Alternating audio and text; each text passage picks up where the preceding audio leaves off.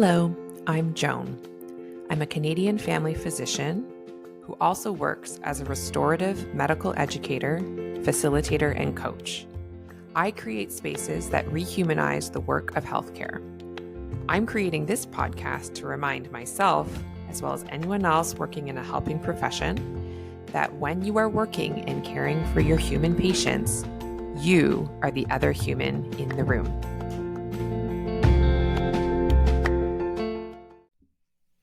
Hello there, healthcare humans. Welcome back to yet another episode of The Other Human in the Room. Thank you so much for continuing to listen if this is not your first episode. And if this is your very first episode, welcome. I'm so happy that you're here. So today, I want to talk about something that I've come to realize actually haunts more people than I realized. And yet, almost nobody is talking about. So it's time to actually talk about this thing, which is our collective fear of forgetting things. Working in healthcare in particular, though I know this extends beyond healthcare because I'll have, patients come in and they're like, do I have dementia? I'm forgetting things. So I know we have this fear kind of globally of becoming more forgetful for understandable reasons, especially because we see that dementia exists and that sort of thing. But beyond that, even if we're not like, oh my gosh, I'm becoming more forgetful, there is this real, I can recall and sometimes still literally have rise up in me this really intense and unsettled feeling that comes up if I think I've forgotten something important. It really feels like the floor has dropped out from under me. I think of recent examples, some of which I've even shared on the podcast of someone, a colleague sharing what, a casual thing they're saying, statement of fact about, an approach to a certain condition or saying something as a fact about how a condition works. And I'm over here being I swear I remember and learned the opposite or something completely different. And I've had the experience, I remember mislearning and then for a couple of years misremembering, therefore, flu shot protocols for the fact that when babies or young kiddos get their flu shot for the first time and they need to get a booster that first year and what it means in subsequent years, I misremembered it and even actually taught it to one of my nurses. And so then she was the one that came to me and being are you sure? And then I was like, oh my gosh. I went back and read the guideline and I understood why I had read it one way. And then talking with a colleague, she's like, yeah, I see why you're reading it this way, but it actually means this. And that was that's unsettling because you're oh my gosh, I remembered it wrong. But the thing around it that was even that really felt so painful was the shame of it. Because what I'll say is when we say that we're afraid of forgetting something, the thing I think that actually feels spiciest and sharpest about that fear is the fear of the shame that comes up when we've forgotten something. And I think that's really important to recognize and really reflect on the origins for. Right? Why do we have such deep, deep shame and guilt when we forget something, when we've got a fact wrong, when we misremember something someone told us? Why does that sit as a deep sinking lead balloon in my gut? And I can reflect on how the way I went through my educational training, both pre-med and during med, the horrific thing that I hope still isn't called pimping that you experience, where you're just pop quizzed on the words and often explicitly shamed, maybe even mocked if you don't remember. Is it any surprise that we still have that story living inside of us of if you don't get the answer right, if you say the wrong answer on Jeopardy, basically is what it feels like, you're a failure, you're a bad clinician. Hopefully the way I'm saying this, I'm not saying you are those things, but that's what lives inside of us. And if it simply was that we have this unpleasant sensation, that would be good enough reason to consider releasing this fear.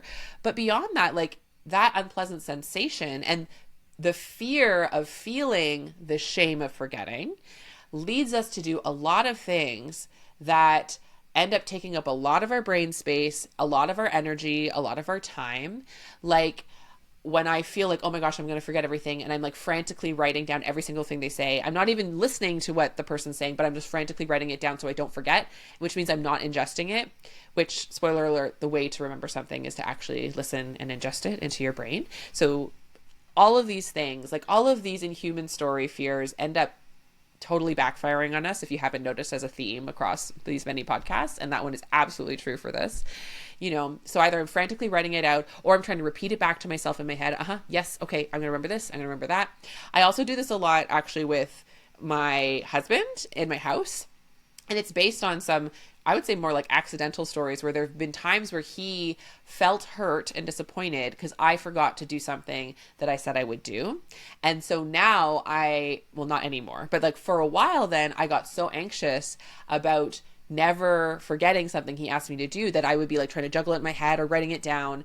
And it actually wouldn't make it more likely that I would forget, or that I would remember. I would still potentially forget because I was just like in the moment of anxiety, and I wasn't actually considering how it would actually be helpful for me to remember to do it, or if it was even possible for me. Like maybe the answer is like, I can't remember to do that at that time. I'm going to be too distracted, or I have too much on my plate. I don't have capacity, So just as a personal example as well, like the fear I had of feeling shame in response to my husband's disappointment at me forgetting led me to have more fear of me forgetting, but that did not result in me remembering more often.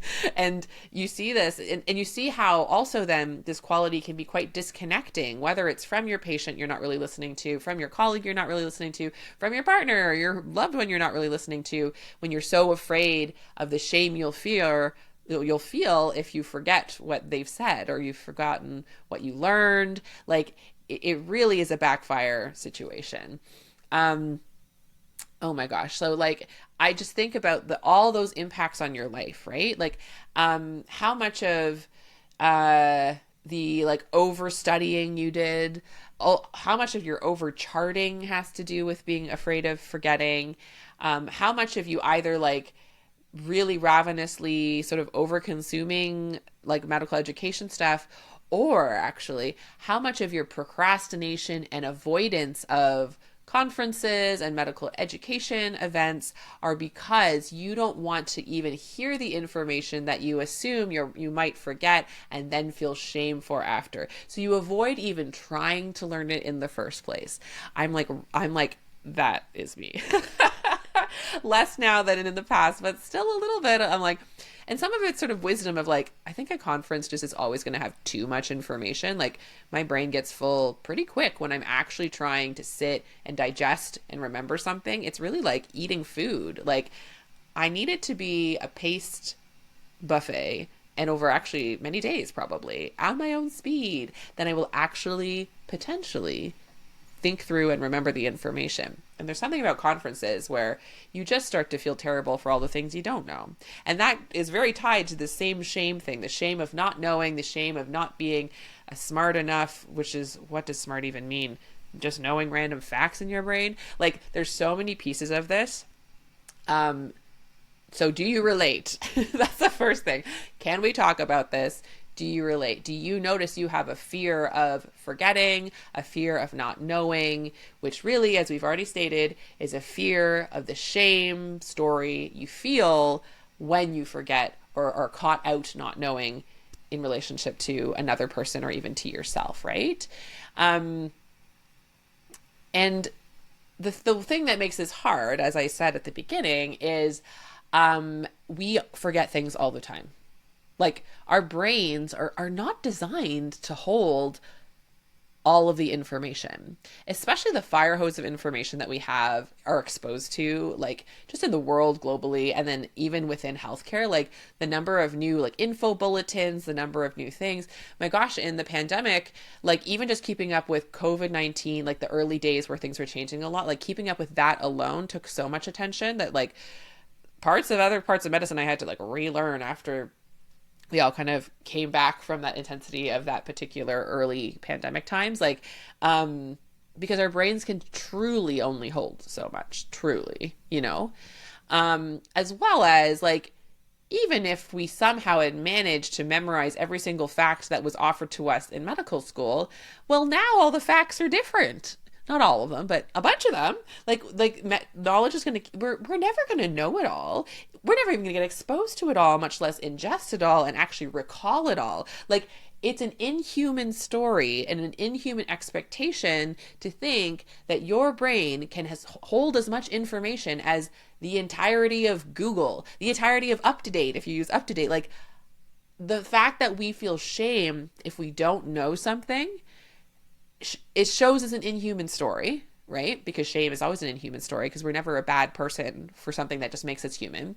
And not remembering all the things is human. It's our brains. Same with sort of task list stuff. So saying I'm gonna do the dishes and then getting distracted and not doing the dishes is a deeply human thing. The fact that then we end up feeling shame and guilt for it is really fascinating and tragic, And so that's kind of what I want this whole podcast to help give you permission to move on from. I think it's important to really just reflect on exactly what our brains are doing.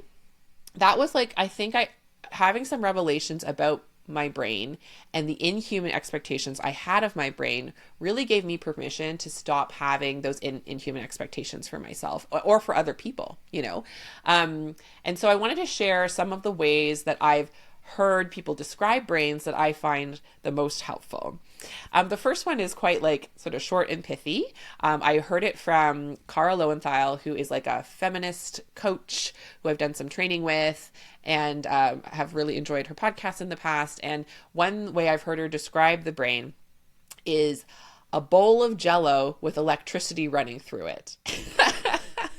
Because as a way of just describing the totality of our consciousness and our sense of identity, as well as everything we have ever remembered, you can't see me, but I'm pointing, is contained within this blob of tissue that has electrical, chemical currents running through it. And that makes up our entire life experience. Does that kind of freak you out of it? I'm getting goosebumps because it's sort of like when you look up at the stars and you're like, oh my gosh, we're flying through space. We don't even know. We're infinitesimally small. It's that whoa kind of awe sense. But it's a very helpful thing to ground yourself in.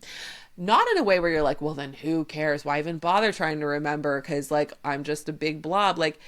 In anything, it helps us to appreciate oh my God, this bowl of Jell-O with electricity running through it is creating my entire experience of my life.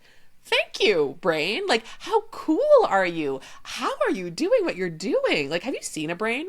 It is not that impressive from the outside. Sorry, brain. Just to look, it's just very blobby and a bowl of spaghetti. It's all smushed together ramen noodles. It's, you know what I mean? The way it looks is the fact that that is the organ in which our consciousness and everything we're experiencing in life, the fact that I am saying words out loud and moving my arms and you are listening and doing your walking is all because of this Jell-O, electrical Jell-O.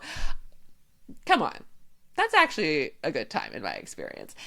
And it means maybe it makes sense that that's different than a computer, and not even just a single computer, but all of the internet existing over zillions. I don't know. It's probably not an accurate number, but a whole bunch of servers and knowledge deposits. Those are not equal to each other. We cannot expect even all the information in a certain book. That's a static, non-dynamic repository of knowledge or information or ideas about something, a book or, a website or whatever. And then there's our brains. And that our brains are not this filing cabinet of knowledge. That's not even how it works. And so that's the other thing that's been really fun to even get further into thinking about the brain and learning about my brain. And so I wanted to share excuse me, a couple quotes from this book that I think I've read half of as a book snacker. As you know, rarely finish a nonfiction book, but the parts I've read, I go back to, I enjoy the quotes of, and I wanted to share some of them with you. So the book is called 7.5 Lessons About the Brain.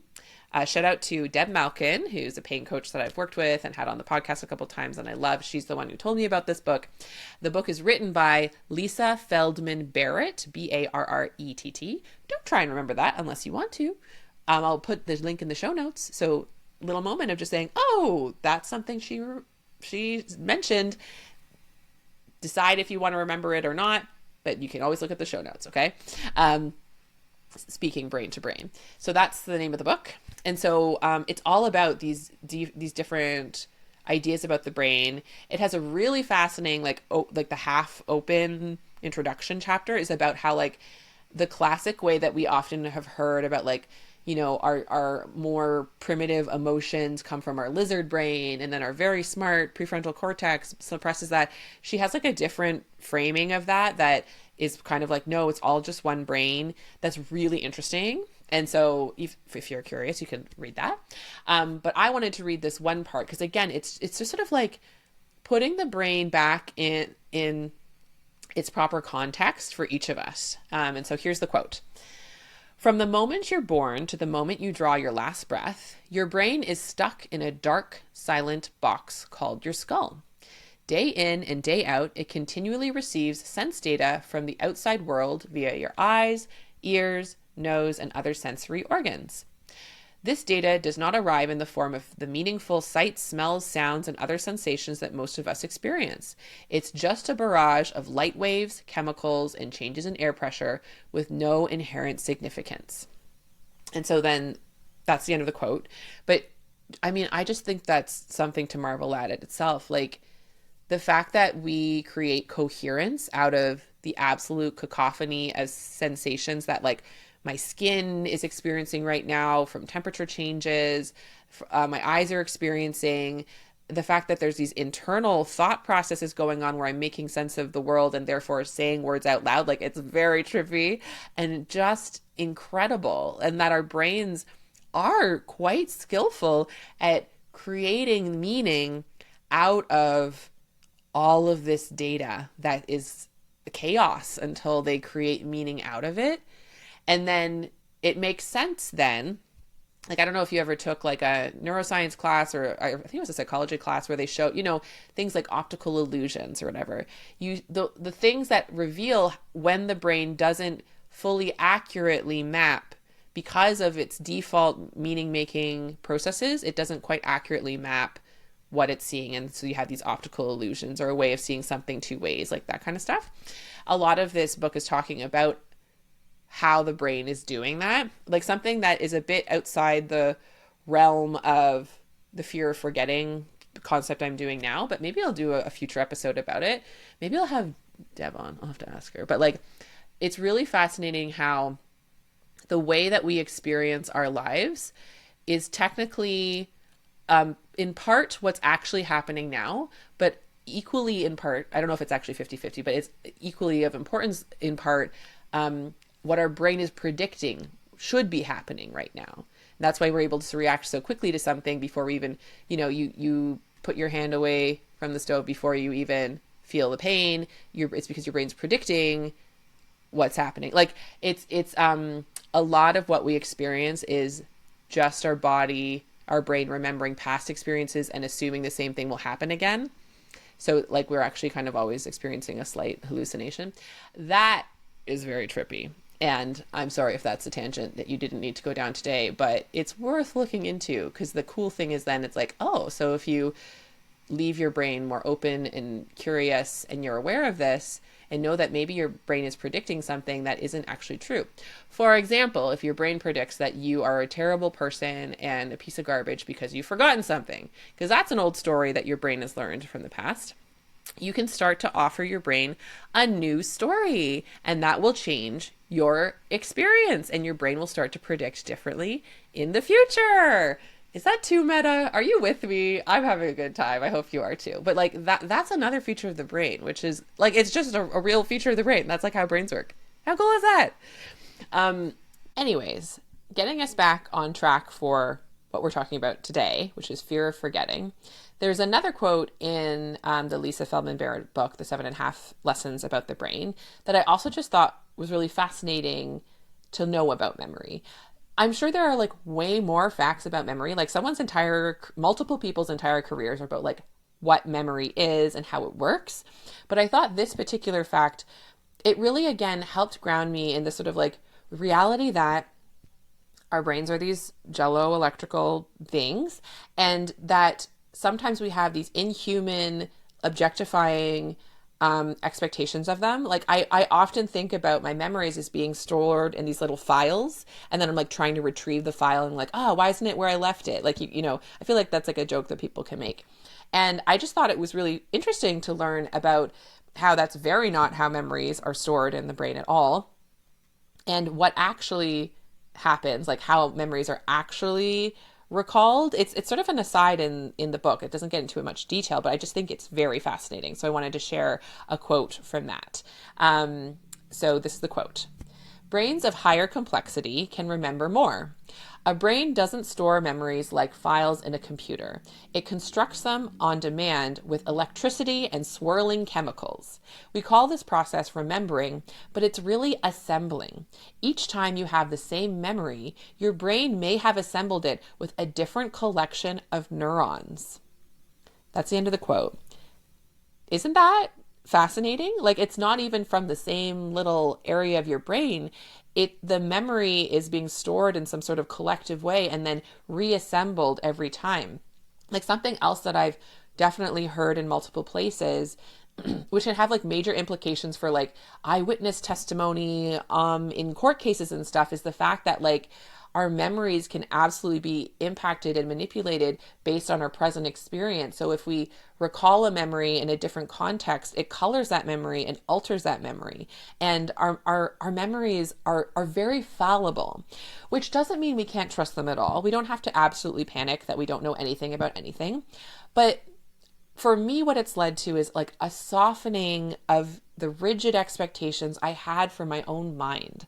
My brain is doing an incredible job as this like blob of neuron cells and chemicals and electricity. Like, it's just so incredible that I am like coherent right now talking to you, you know, and it's so delightful to have all of these cool thoughts and ideas and imaginations and daydreams. And it's so cool that I remember anything about medicine actually. And so it's put me in this softening position where I'm not in a hard driving kind of way, trying to like force my brain to remember everything and yelling at my brain when she doesn't. It makes me really grateful and kind of in awe of the fact that I remember anything at all. And that's, first of all, it's just a better time. It's more relaxing over here. I'll say that. And I truly have had the experience of it helping me to remember more. Like, I'll have moments, say with a patient, and, you know, something, I'm like, oh, I'm trying to recall this condition or this medicine, and oh, it's left me. And back in the day, I would have been like, how could I forget? Now this patient's going to think I'm an idiot and I'm an incompetent doctor and I'm such a fraud because I can't remember the simple name. And now I'm like, it's gone. It's not coming to me. What do I remember about it? Oh, I remember I think it starts with this letter. I think it's kind of close to, maybe if I like Google around, oh yeah, it's this. And sometimes it'll happen because I Google it and then I remember that that's what it is. Sometimes I don't even get to Googling it. But like when I approach it from that angle of just like, well, what do I remember about it? What do I remember? Do I have context clues? What's the vibes? Like, it actually leads me closer to remembering it, including actually just fully remembering it. And I'm like, oh, that was fun. And like, just the difference of the approaches is stark. The difference of the experiences of what I'm having in terms of feeling relaxed and curious versus very intensely like assuming I'm about to have to like be my own evil preceptor and shame me in front of myself for some reason, like very different experiences. And which one of those two leads to me remembering more? The relaxing one. It makes sense maybe when you say it out loud, and I'm definitely not shaming anyone. So if you feel like I'm shaming you for sort of defaulting to have that really anxious, fear-based experience, like, we've talked about it. We know where it comes from. We know why it's happening. And I'm saying there's a way to shift it back, and you can practice shifting your story over time to release this fear of the shame of forgetting. And it's so freeing. It's so freeing to know when I've forgotten, nothing's gone wrong. My brain is just braining. I'm not broken. Like, I am not supposed to remember everything. That's not how this works. That's not how I operate, right? Just like we don't have to be ashamed of needing sleep and needing to eat. These are just facts about us as human beings and human bodies. So I wanted to say a bit more specifically about how you could practice stopping to be scared of forgetting. The first is when the fear arises, we don't now shame that or panic worse. We allow the fear to arise and tend to that fear and love on that fear and love on that past self that's rising up in us that was shamed by those preceptors and shamed by our grade school teachers for not knowing the answer, or where's the other 1%, or whatever places that these things come from. We love on that part of ourselves and say, I know why you're scared. I know that in the past, it's been really kind of a survival need to remember everything and to get as close to perfect as possible, but we don't have to do that. It's just us here. And like really like loving on that and like holding the hand of that very scared young part of ourselves that thinks it's not okay to forget. And then telling that young part of ourselves that we will forget. In fact, here we have forgotten something in this moment, which is why the fear arose. It's happened. The gap has existed. The memory has not reassembled fully. And we can just sort of accept that reality as being the truth. We don't have to be afraid of it because it's just literally true. It's like being afraid of weather changing. Weather happens. It's just the truth, right? And then beyond that, then when we've stepped away from that fear, we can have gratitude for the times it does arise. We can have curiosity and ask ourselves, well, what do I remember? This is a really helpful question. I try and remember to remember asking this to learners too. If they're, if I've asked them like, so can you share a bit of what you know about this topic? I do it in like the gentlest, like non-quizzy way possible, but it is useful to know what they know, right? And so I'm like, this isn't a quiz. I'm just curious what you know. And if they're like, I don't know, it's like, well, what do you know about this generally? Like, let's just explore what you know. And often they can kind of put it together or they get close to what the thing is. And then we learn about it from there. And it's like, great. It's a good time. So it's like, this is a chance to learn. If I've forgotten something, it's a chance to learn, maybe relearn, maybe reinforce. Nothing has to have gone wrong with that, and sort of approaching it from that angle. Trusting also that wherever that learning comes from is great. So I used to get really like embarrassed and feel defensive and kind of shamey if, say, a patient remembered something and I hadn't remembered. Like the classic is they coming like, remember how I had that condition last summer? And then I would like pretend I remembered it when I have over 1,000 patients. I usually don't. Every so often I do. Some people's stories are more memorable. I was more involved. Like there's reasons why I was more emotionally attuned to that particular thing versus if something just sort of like, flew by my inbox, I might not remember, and that's okay. So now I'm more honest and being like, I'm not remembering at the moment. Can you share with me what's important to you about that or why you're sharing with me now? And let them teach me and say, thank you so much for reminding me of that.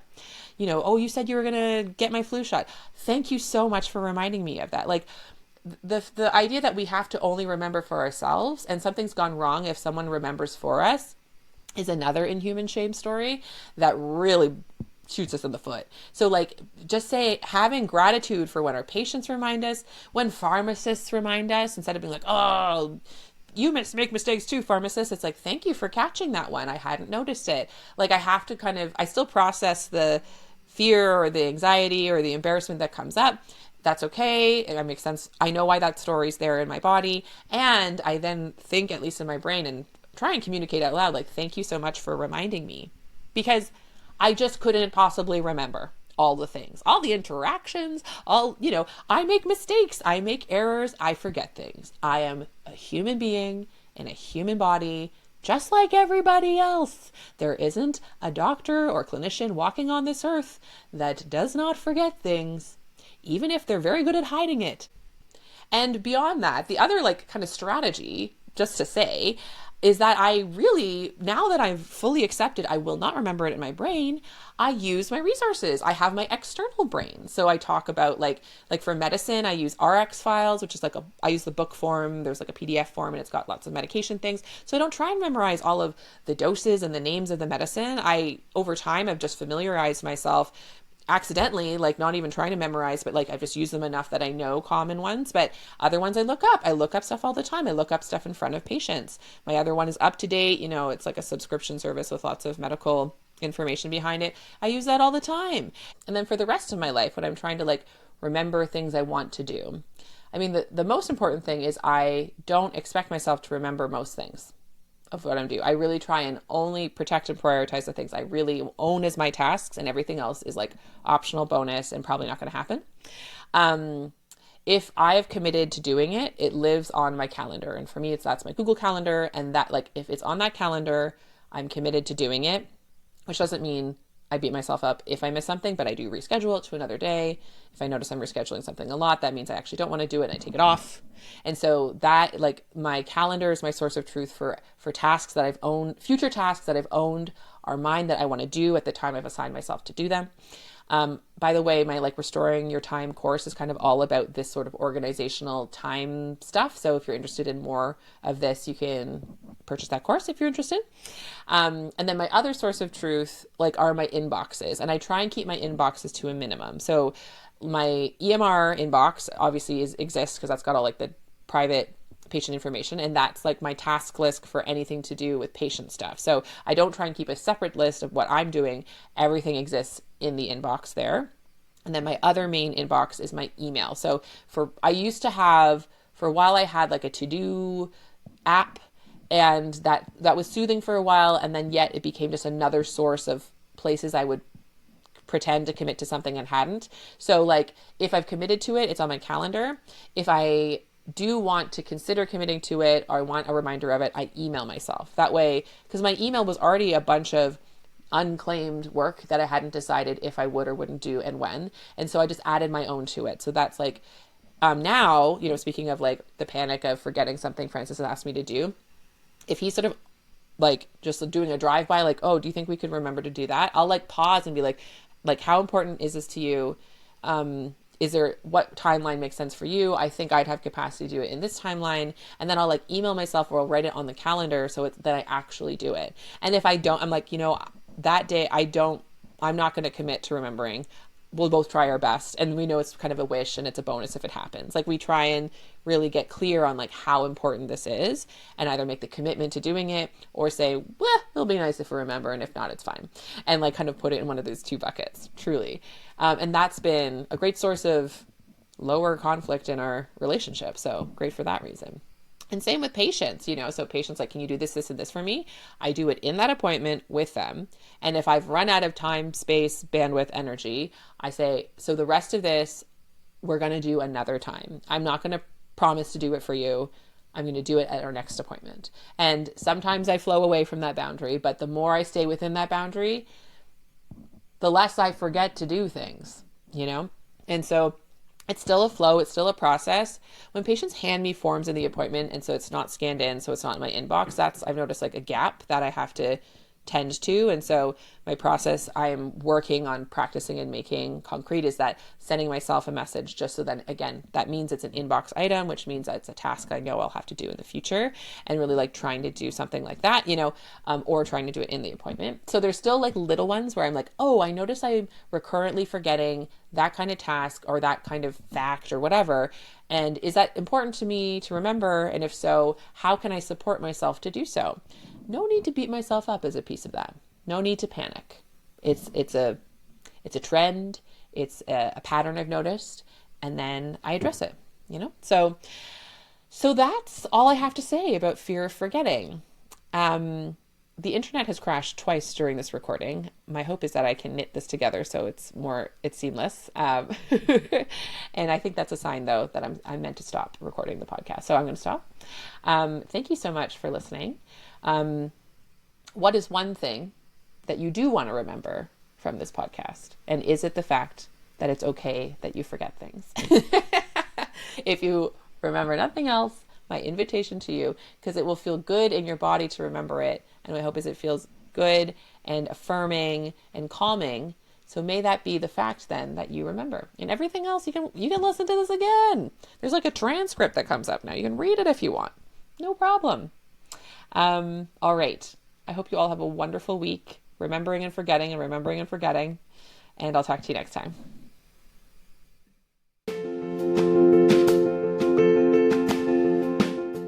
I would love to take this work deeper with you. Visit joanchanmd.com today and discover my growing menu of options for restorative medical education to suit your learning needs.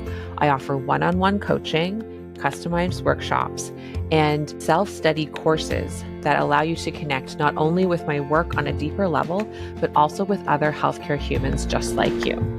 So if you want to start humanizing your work in healthcare to a deeper level and do it in community with others, please visit joanchanmd.com and find those options and what fits you and your life today.